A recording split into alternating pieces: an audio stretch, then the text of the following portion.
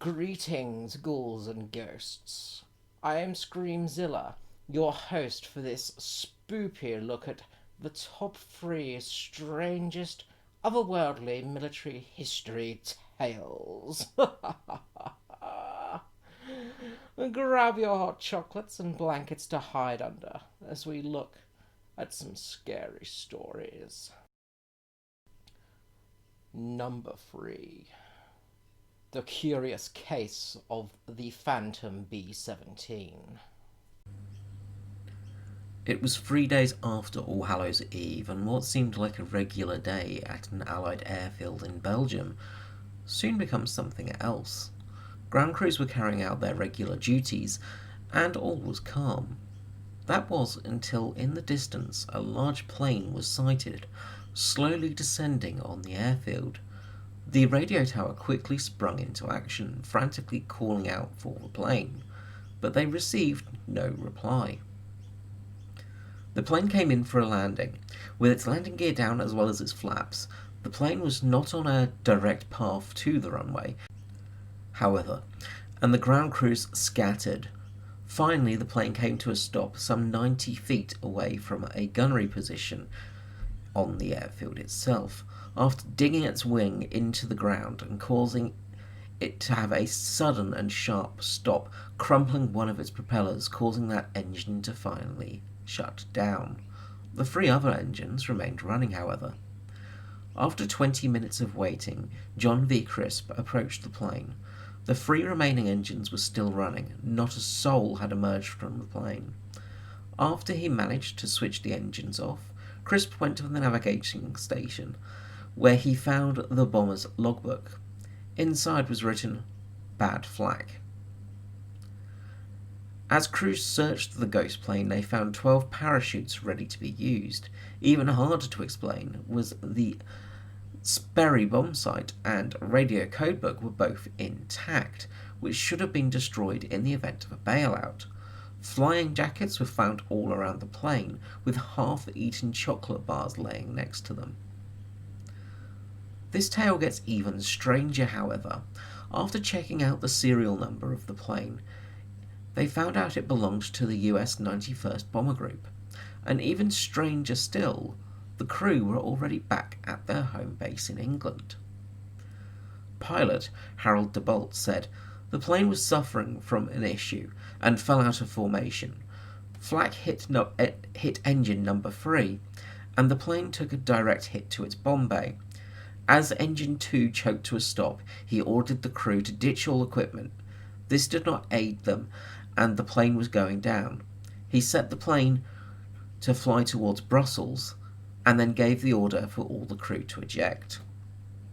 To the untrained eyes, the plane appeared to have no damage. However, closer inspection found it had indeed had some engine issues, which somehow cleared themselves up, kind of testament to the B-17's reliability.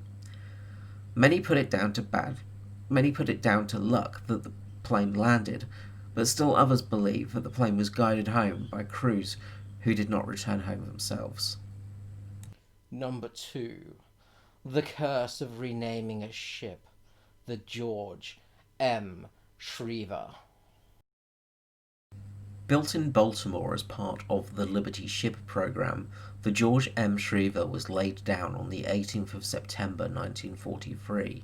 It was launched on the 11th of October, an incredibly quick turnaround on a ship of its size.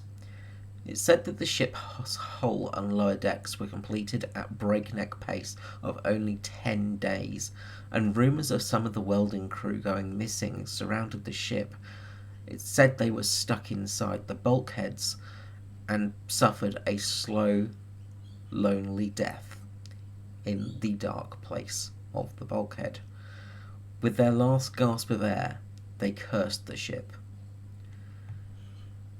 Now, we've all heard that it is bad luck to change a ship's name, and this may be the other reason the ship suffered its curses. The ship was reassigned to the Norwegian fleet on the 20th of October and renamed after Norwegian lawyer Viggo Hansten, a vital part of stopping the fascist party's aim to gain a stronghold in the trade unions. He was one of the very first Norwegians to be executed by the occupying German forces 3 days before his 41st birthday on the 10th of September 1941. The ship had quite a start, mainly sailing in the Mediterranean as a troop and cargo ship. It was often plagued with problems throughout its career, from breakdowns to complete radio loss. The ship was often felt to be an extremely problematic one. It was not until August of 1944 that the ship's deadly history and curse turned to something more sinister. As it laid in port in Naples, a murder-suicide pact took place. When Canadian radio operator Maud Steen was killed, her murderer then turned the gun on himself, turning the cabin into a bloodbath. After the war had ended, the ship finally ended up in the hands of Greece and was renamed the SS Alkimos after the mythological companion of Achilles. In the hands of Greece, the ship travelled the world's oceans and often had to battle technical issues and breakdowns as it sailed the high seas. But much worse were the hauntings on board the ship itself. Many a person who served on board would recount tales of a moaning woman and a man missing most of his head, often in the radio room. Whenever these apparitions appeared, the radio would malfunction. It was not only the radio room that was haunted, however. A number of sailors said they would see men laying dead in the cargo holds. Some seemed to be wearing overalls, perhaps the welders caught in the ship's hull and construction, and others saw soldiers sat crying. In March of 1963, the ship was off the coast of Western Australia when it struck a reef near Beagle Island. This caused damage to its hull and propeller, meaning the ship was stricken. With some luck, the ship was recovered and towed to Fremantle for emergency repairs on the hull. It took 2 months to finally get the ship back to a sailing aspect, but it didn't manage to leave port due to disputes on the repair bill.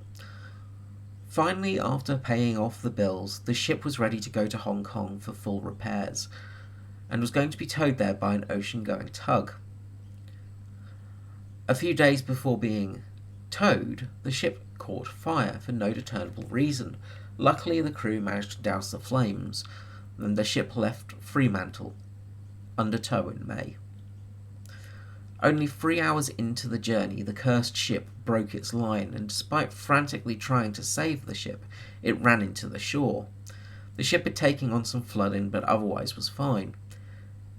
It was not until January of 1964 that a new tug had been found to take the Alkimos to Manila. While it was ashore, a group of caretakers were left on board the ship to stop salvaging rights. While on board, the caretakers were often haunted, and they were unable to shake this uneasy feeling of being followed and watched everywhere they went. Often at night, the men would awake to find the smell of food cooking in the galley, only to find there was no cooking for hours. Finally, the new tug was ready to take the ship. However, the curse had come back. The tug, Pacific Star, was seized by authorities. The cursed ship was left anchored offshore, and another fire happened aboard the ship. The skeleton crew managed to douse the fire. However, soon after dousing the flames, she broke anchor and headed up, smashing into the rocks near Yanchep.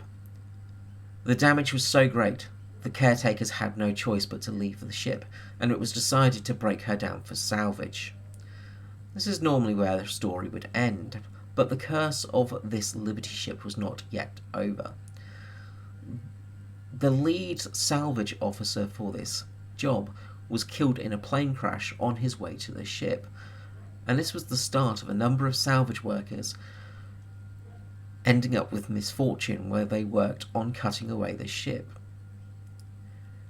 It came to a head when in 1969 the salvage crew were finally driven off the hulk when once more flames engulfed the ship. The salvage crew vowed not to return to the cursed ship, leaving it to slowly be reclaimed by the sea in the shallow waters where the skeleton of the ship remains to this day. Number 1. The intervention of the angels at the Battle of Mons. For our last tale, we head back to Belgium for maybe the most famous ghost story, or should I say infamous ghost story of the wars. It was August the 23rd, 1914, and an important date for a number of reasons. It was the first major engagement between the British Expeditionary Forces and the Army of the German Empire in the war to end all wars, the Great War, or as it has become known to this day, the First World War. The First World War was a horrific bloodbath on both sides in Europe. It was the first time trench warfare had been seen in a true scale, and the first war where both sides had equal equipment, most importantly, the feared machine gun, meaning that a field between two opposing armies was now a no man's land, where anyone trying to cross would be mowed down by a hail of fiery lead. As the war went on, a number of tales came out of paranormal activity, be it ghostly men walking no man's land, unable to be killed by gunfire or even artillery shells, to unknown flying vehicles taken down by the German ace himself, Manfred von Richthofen. But the most famous, or as I say, infamous act was that of the very first battle. On the battlefield where the German Empire outnumbered the Allied forces by almost 3-1, and that is the intervention of a ghostly army standing side by side with the British and French soldiers before turning their wrath on the German forces, allowing the British and French to retreat and regroup. The Battle of Mons was the first battle fought on the continent of Europe since the Crimean War for the British forces, some 60 years prior. It was an important factor in the victory that would come in 5 years' time. It was the first major stumbling block for the German First Army, and was a tactical repulse despite being a strategic success. The battle began on the morning of August 23rd at 9 a.m. 4 German battalions attacked Nimy Bridge, which was defended by a company of the British 4th Battalion. The expeditionary forces were spread thin to defend the canal and river crossings from the horde of German soldiers attacking them. At Nimy and Gelen Bridge, there was only a paltry amount of machine gun sections. However, the well-trained and somewhat battle-hardened soldiers of the Royal Fusiliers were so skilled with their volley fire with their rifles that the German officers were convinced they were facing full batteries of machine guns. This forced the Germans to regroup and focus their assault on a flank of the army. By 3 p.m, the British were ordered to retreat. This is where one British soldier is said to have fallen to his knees and called out to St. George for aid, for St. George to save them all. With the retreat being called, this left the expeditionary forces exposed to German onslaught. The men were said to be wailing to the sky, but his calls were answered. As the British and French forces started to flee, a chorus of horns could be heard. Just before an army of transparent men and possibly one woman appeared. As the mortals ran, many say they saw a volley of arrows fly to the sky, launched by ghostly longbowmen. Then the sound of horses came across the battlefield, and an army of armed cavalrymen charged the German offensive, carving down any German soldier brave enough to keep their charge at the ghostly apparitions. Until finally a wall of men appeared, with what some describe as an angelic woman in their lead. The French soldiers recognized the armor and the woman of Joan of Arc. She stood stoically with the army behind her and held off the last remaining charge of the enemy soldiers trying to reach French soil. It was a miracle and allowed the Allied forces to regroup in their defensive positions on the edge of French soil and repulse the attack from the Kaiser's men, leading to a stalemate that would become the First World War. And that is that, ghouls and ghosts. I hope you enjoyed these spooky tales from military history. From the Air Force to the Navy and finally to the Army. Of course, there are many skeptics that just say these were cases of mass hysteria or simply luck of a vehicle getting to its own destination. Sometimes they will say it's just a case of bad luck. But if we can believe in luck, can we not believe in the spirits as well? Is it that easy to explain? And can we always be sure the spirits indeed not help or hinder these people in the bloodiest of conflicts? Only you can decide on this night where the spookiest of spooks are at their strongest. It may be worth being kind to their kin and not dismissing it straight out, lest you upset them and incur their wrath. It's much better to get a treat than a trick after all. Goodbye, everybody. This is Screamzilla. Until next time, be well.